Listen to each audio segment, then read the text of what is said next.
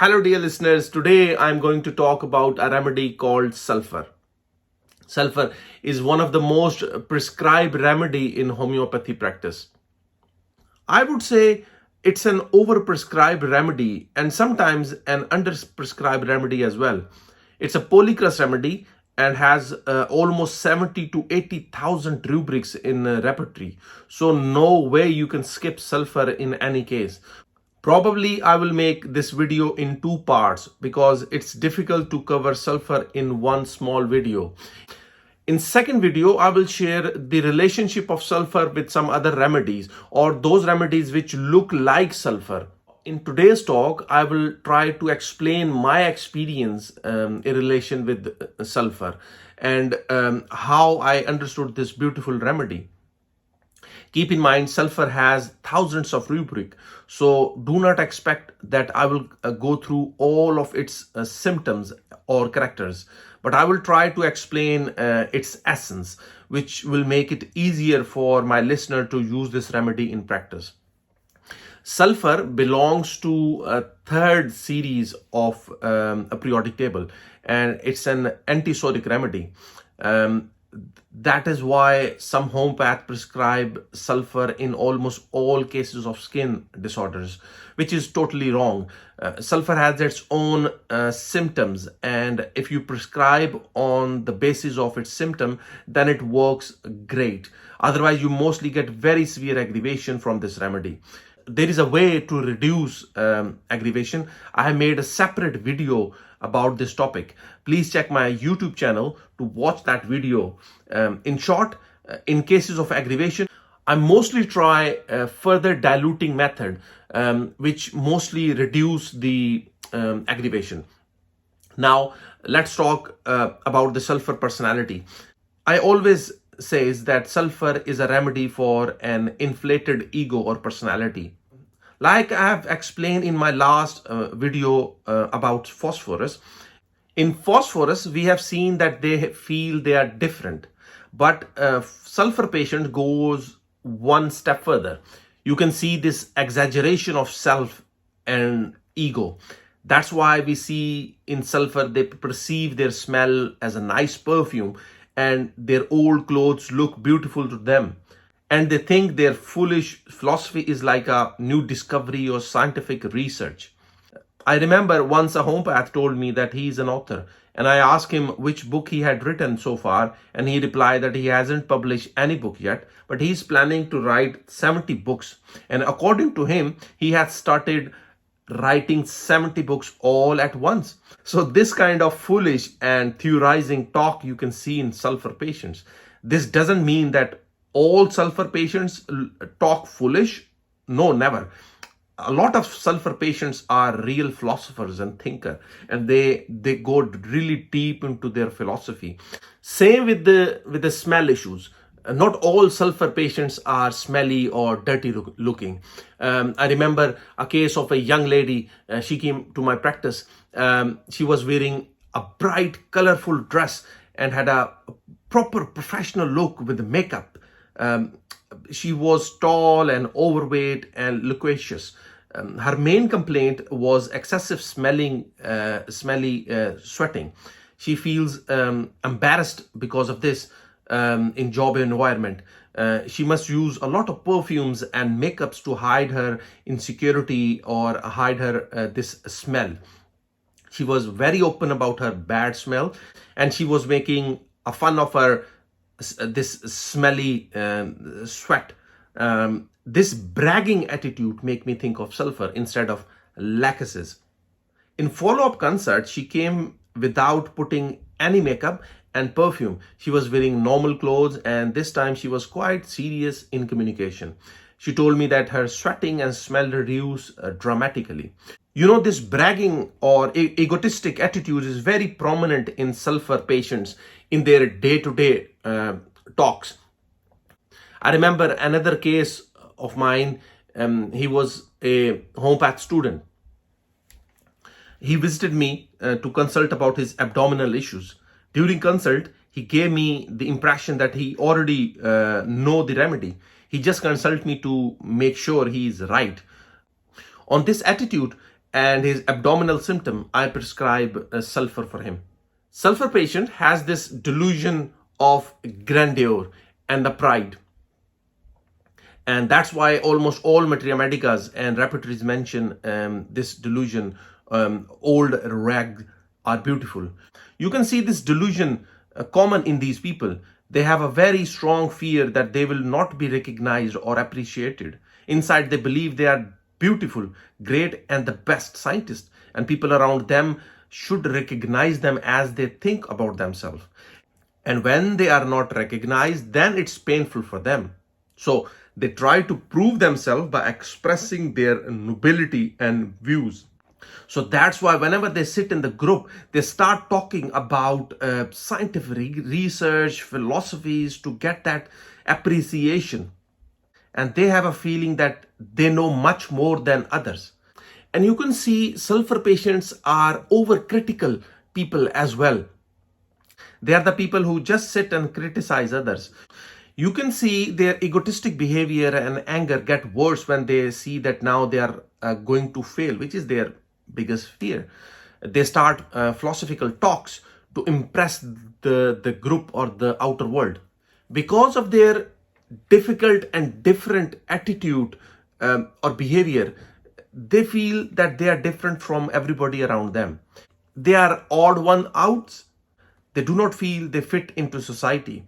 And that's why sometimes you see they wear very strange kind of clothes and appear differently in society. Especially you can see this in the adults. Keep in mind, sulfur is one of the best remedy for juvenile acne. And psychologists have always considered juvenile acne to be a screen behind which the young man can hide from the world and avoid growing up. Here is one point. Why sulfur is useful in many cases of adults with skin disorders. Because this is the age when identity get refined, hormones kicked in, and you enter into adulthood age. So they have acne, especially on nose, which is a keynote of sulfur. Keep in mind, sulfur belongs to third series, which has this adolescent issues. And they have this feeling of disgust because they are going to get mature and they have faced with full of acne, which they can't handle. Because of hormonal changes, the body also produce odor, which they can't hide. So they behave in a typical sulfur constitution, means they get irritable, angry, egotistic, critical. But I find behind its egotistic or strange behavior, they hide their lack of self-confidence. So the main feeling of a sulfur is being criticized, disrespected, or not appreciated by the people around them, especially their partner or the people of a close relationship.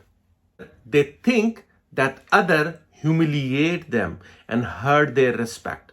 So they exaggerate their ego and personality, which is one step further than phosphorus.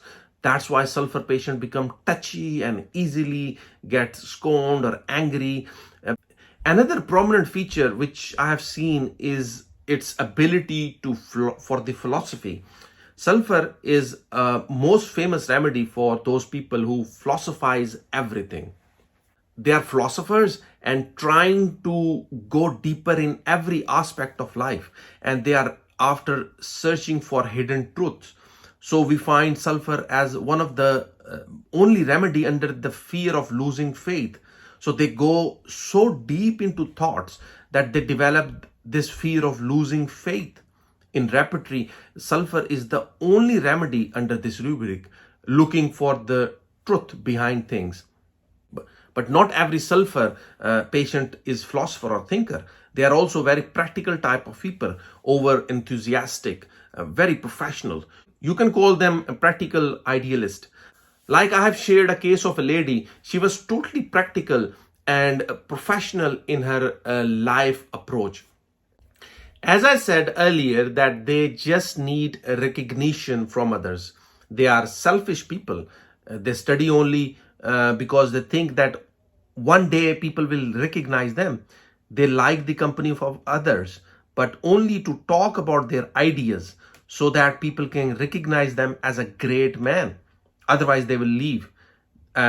That's why they get very offensive and angry if anybody contradict or confront them. Then they develop this lack of interest in people or company and the lack of concern in life. They think the world revolves around them. And this you can see in a lot of Pakistani or Indian culture कि जब भी शादी होती है family में एक शख्स किसी वजह से नाराज होकर बैठ जाता है ताकि उसको मनाया जाए और अगर उसको डीपर लुक किया जाए then they just need appreciation, they just need okay कि उनको रिकग्नाइज किया जाए कि they are also important in the family. Then there is another rubric which is mentioned almost in all Materia Medica under the sulfur, which is their laziness. I find that not all sulfur patients are lazy. They are quite active people, especially kids are very active. You hardly find very lazy sulfur kids. Keep in mind, sulfuric acid is one of the most hyperactive remedy in Materia Medica, and sulfuric acid is an acid of sulfur. But I find sulfur patients are very sensitive to their appearance in the people. They have the very refined clothing style. They have very refined fashion style. But in Materia Medica, you mostly find this the last stage of sulfur when they don't care about the environment, they don't care about themselves, this indifference, this laziness, this dirty feeling. Now about sulfur childrens. Sulfur children are curious, strong-willed, and extroverted. Sulfur kids need to be a center of attention, and sometimes they show jealousy for siblings and anger if others get more attention or appreciation. इस लिहाज से हम बच्चों में देखते हैं कि ये बच्चे अप्रिसिएशन के लिए कपड़े अच्छे पहनेंगे, शो ऑफ करेंगे ताकि उनको अप्रिसिएट किया जाए, और ये चीज़ हम बड़ों में भी देखते हैं कि बहुत ज़्यादा शो ऑफ करते हैं. These kids want a surety from others. जब भी वो कोई नए कपड़े पहनते हैं वो बार बार पूछते हैं क्या मैं ठीक लग रहा हूँ, क्या मैं ठीक लग रही हूँ. They just need appreciation and more attention in the group.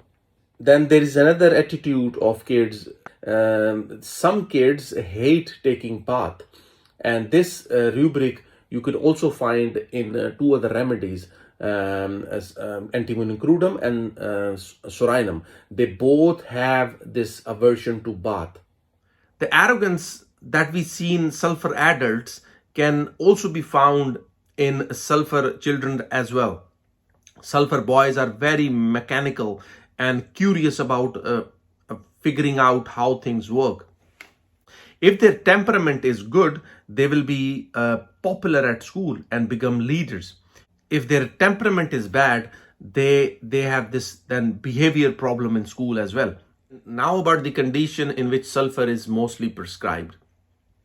As I said in the start, sulfur is a polycrust remedy. It contains around 80,000 rubrics.